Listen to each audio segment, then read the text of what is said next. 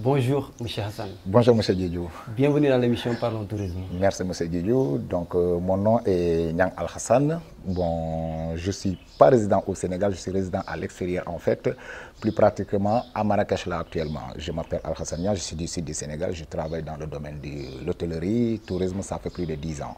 Donc, M. Hassan, si on revient un peu sur le capital expérience que vous avez eu à travers le monde, vu que vous avez voyagé un peu partout, que pensez-vous actuellement du produit touristique sénégalais, à savoir le tourisme sénégalais?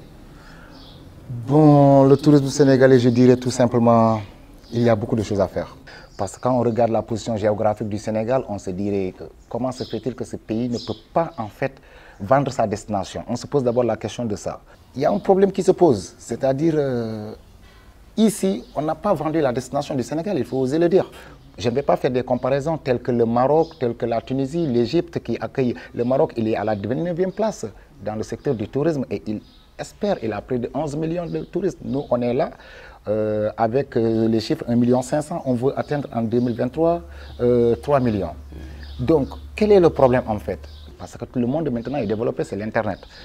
Il faut d'abord rafraîchir ces pages-là au niveau du Sénégal. Vous entendez quoi par rafraîchir?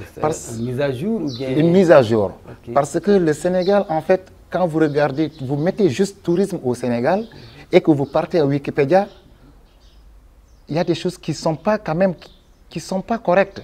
On ne peut pas dire au Sénégal, la stabilité, la position géographique, tout ça là, et on écrit à côté que le Sénégal fait des, comment on appelle ça, a des problèmes de développer des secteurs, par exemple avec la concurrence de destination vis-à-vis de la Mauritanie et du Cap-Vert. Cap-Vert, oui, je peux dire entre guillemets, ok, mais pour la Mauritanie, je me dis, voilà. Donc, quand on parle de tourisme, on parle de sécurité. Quand vous regardez au niveau du Sénégal, on a plein de sites à vendre. On n'a que la petite côte. Moi, je me dis souvent que cette petite côte, quand est-ce qu'elle va grandir? Elle est toujours petite. Ok, nous avons les moyens de booster le tourisme. Bon, d'accord, j'avoue que depuis avec ce nouveau gouvernement-là, je peux le dire, je peux me permettre de le dire en étant dans ce secteur, qu'il y a des avancées.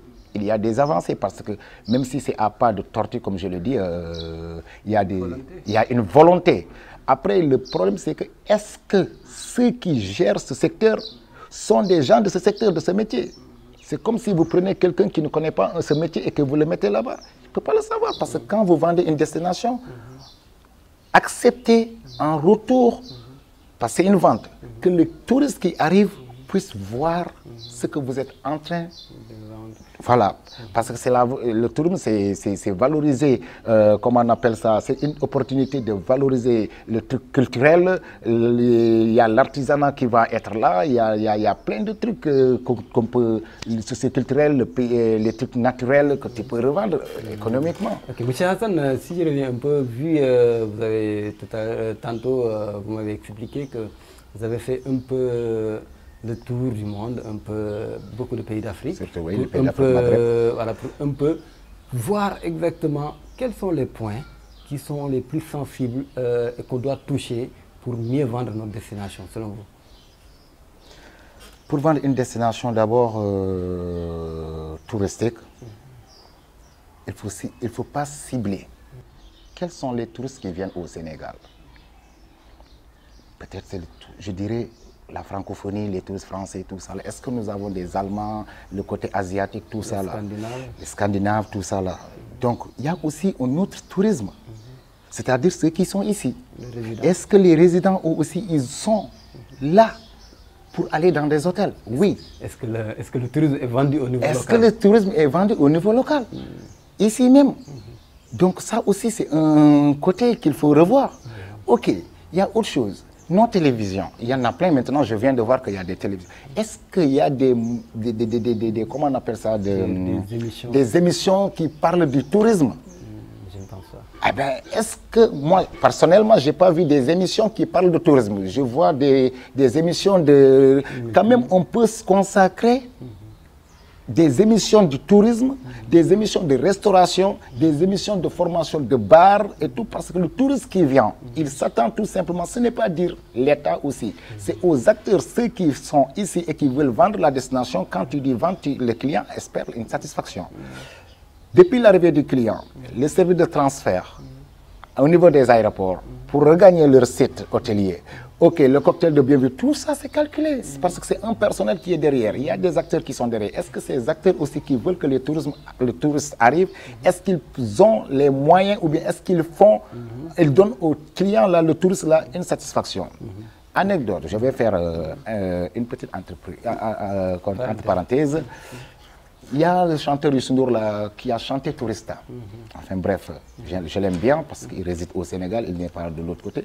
Bon, quand vous regardez son lyrics, il a dit ñun teranga réew mi la ñuy bàkkoo wéykat bi di wéy teranga Sénégal sàmmkat bi nappkat bi je sais pas bindkat bi. Il a directement continué à dire ginnaaw teranga boobu la ñuy féewale war nañ ko sàmm gaay. On peut quand même. Et il a attaqué le taximan, à dire le taximan diminue. Donc c'est des bénéficiaires. Donc c'est ce qu'on appelle, ce qu'il a dit. Ils le connaissent, ils le savent. Tu ne peux pas amener un touriste, vouloir le vendre ici, la destination du Sénégal. Est-ce que derrière cela, on a quand même ce truc que le client de satisfaction? Moi je dirais oui, on l'a. Qu'est-ce que le client il veut, le touriste il veut? Découvrir. Touristique, il veut découvrir. Bon, il y a plein de trucs, il y a des touristes administratifs, tout ça là. Mais un touriste qui vient, il vient pour dépenser. Et quand on dit tourisme, on dit vente. Et quand on dit vente, on dit gain, et on dit embaucher, on dit emploi. Est-ce que, ici au niveau du Sénégal, est-ce qu'on est bien représenté à l'international? Il faut se poser la question. Au niveau international, est-ce qu'on est bien représenté? Donc les salons. Là, je vais venir sur, c'est surtout côté promotion. Oui. Donc là, si je vous entends bien, c'est comme si la promotion n'est pas bien faite au niveau du secteur du tourisme. Les salons du tourisme, je crois bien, on est représenté. Bon, on est représenté dans les salons du tourisme. La plupart, c'est quoi? C'est une calebasse, visiter le Sénégal, une femme avec son cure-dent. C'est ça, visiter le Sénégal. Moi, je suis contre. Moi, j'ai fait des salons. Du tourisme, de l'habitat, des trucs. Moi, quand même, je suis vendeur de destination du Sénégal. Je suis quelqu'un qui vend la destination du Sénégal. Quand même, j'en ai vendu et je me suis rendu compte même que des clients que j'ai connus dans des sites hôteliers de l'extérieur, ils sont venus ici pour investir ici. Et ils ont investi dans quoi? Ils ont investi dans aider les talibés. Nous aussi, de l'autre côté, on vend la destination du Sénégal. Sauf que ce qui est déplorable aussi, c'est que on n'est pas mieux, on n'est pas vu internationalement. Sur le plan, on n'est pas vu. Le salon de tourisme, on n'est pas bien représenté, il faut oser le dire. On n'est pas bien représenté. Le tourisme ici au Sénégal, malgré qu'on parle de tourisme, on aimerait que ça bouge, oui, mais il faut commencer d'abord ici au Sénégal, avant d'amener les gens, qu'on puisse leur donner ce qu'ils attendent. Mais il y a le top Reza qui vient de passer là. Mais nous, ce qu'on voit, ce que moi je vois, et pas mal de gens, on voit que au lieu de faire la promotion du Sénégal en mettant au devant les acteurs ou bien peut-être les gens qui ont des métiers, d'habitude on voit que c'est seulement les autorités qui parlent. Et moi je ne pense pas que ce sont ces autorités-là qui vont vendre la destination Sénégal. Donc selon vous, est-ce que c'est ce qu'on amène au niveau des salons? Est-ce que c'est les personnes, les personnes adéquates qu'on amène souvent au niveau des salons? J'ai appris une chose de mon papa qui me dit, quand il veut prendre la place de la cuisinière, il faut arriver, il faut tout faire pour que la sauce soit bonne. Quand tu veux représenter le Sénégal et que le ministre le représente, entre guillemets, ou bien quelqu'un du gouvernement ou bien autre qui représente et qui parle à la place des acteurs, ça n'engage que. Mais un restaurateur, un hôtelier, qui sait ce qui se passe sur le terrain, qui est diamétralement opposé avec ce qui se passe dans un bureau. Donc le Sénégal n'est pas bien vendu. On n'est pas bien vendu dans les endroits où il devait se vendre. Non, on n'est pas bien vendu. Il faut oser le dire, on n'est pas bien vendu. Ça, il ne faut pas chercher à cacher là. D'ailleurs, on n'est pas bien vendu au Sénégal. Il n'y a pas d'émission télévisée pour vendre le tourisme. Il n'y a pas. Comment se fait-il qu'on veut mettre des brochures à la vente du Sénégal, quand tu regardes le salon de l'hôtellerie, vous qui êtes là, qu'est-ce que vous voyez? Quelques minutes de vente du Sénégal et c'est fini. Soyez logique, on n'est pas bien vendu. Après ça, c'est un autre thème, un autre schéma qu'il faut beaucoup développer pour donner des raisons pour dire on n'est pas bien vendu. Moi, je vais me limiter de ça pour le dire carrément. Non. À la face du monde, on n'est pas bien vendu. Je vais prendre un exemple d'Afrique. Maroc, Tunisie, tout ça là. Le Maroc, le tourisme, il y a ce qu'on appelle la police touristique. C'est-à-dire, de ma foyer, je ne m'amuse pas avec ceux qui arrivent là. Est-ce qu'on a une police touristique? Oui, on a une police touristique. Il faut parler sécurité, parce que tourisme, sécurité. Quand il y a insécurité, le tourisme, c'est de bouche à oreille. Ah ben, un touriste qui part, qui te dit, écoute, j'étais très satisfait au Sénégal, je me suis bien éclaté, il le dit à quand même 20 personnes. Ah ben, je te propose. Et là, il va le dire dans les sites. On a plein de sites, Booking, TripAdvisor, tous ces sites de réservation là. Voilà. Mais un touriste qui est attaqué de l'autre côté ou bien qui passe son passeport et qui arrive, qui est embêté, tout là, il ne va jamais oublier son expérience. Ça, il faut oser le dire. Quand on voit une destination, on élargit. Chaque fois, on nous réclame que les taxes aéroportières sont trop chères, les billets d'avion sont trop chers.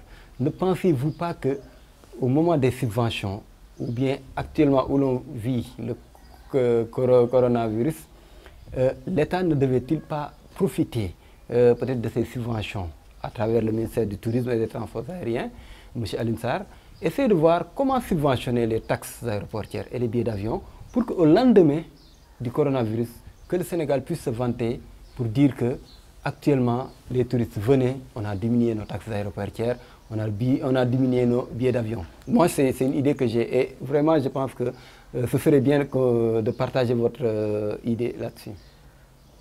Les aéroports, les billets d'avion, c'est cher.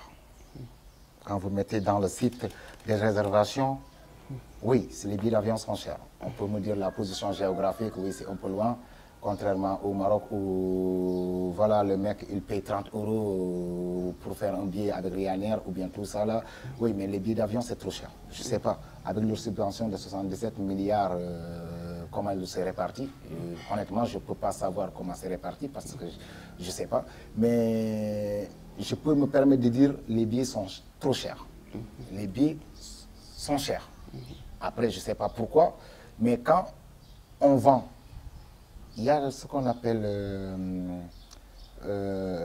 au Maroc ou bien en Tunisie, avec les hôtels clubs, le billet d'avion est inclus avec la réservation avec l'hôtel club. All inclusif. Oui, c'est le all inclusif, mais ça c'est dans l'hôtel. Il y a des agences de promotion touristique qui te vendent un billet d'avion, l'hôtel et tout ça là, avec un pack d'excursion, tout ça là. Packages, ouais, donc, je ne sais pas si ça se fait ici, mais moi je peux vous dire une chose, quand on vend une destination, la cherté des prix doivent être revue. Parce que le touriste qui regarde, qui doit prendre un billet d'avion, même s'il en a marre de partir au Maghreb ou bien, comment on appelle ça, Cap-Vert, et que le tourisme, il regarde, il a déjà fait les pharaons de l'autre côté, il va faire quoi? Il va aller vers Kenya pour faire du safari. Peut-être qu'il va découvrir là-bas. On va vous demander votre dernier mot par rapport à... Il y a un message à lancer au niveau de nos autorités, tu vois, par rapport à comment vraiment travailler pour mieux vendre la destination Sénégal. Il faut oser y croire. Je l'ai toujours dit. Nous sommes des Sénégalais, on aime ce pays. C'est vrai que je remercie le président de la République. Voilà, je le dis encore, je remercie le président de la République et je le dis directement parce que voilà, il y a une avancée dans ce domaine. Mais aussi, je demande à ceux qui sont dans les hôtels, ces grands investisseurs-là, d'essayer au minimum aussi d'avoir une bonne qualité, une bonne prestation de service au niveau de leurs hôtels. Une belle qualité de service, ça te pousse à recevoir du monde. Parce que quand il y a une bonne et une belle qualité de service, et le client qui est satisfait pour une fois, même s'il doit faire une route rocailleuse, monter sur les arbres, il te retrouvera. Mais quand il a tout ce mal d'accès, tout ce mal informé et tout, et qu'il arrive aussi et qu'il n'a pas cette belle qualité de service à ce que ça demande. Merci, monsieur Hassan, et à très bientôt.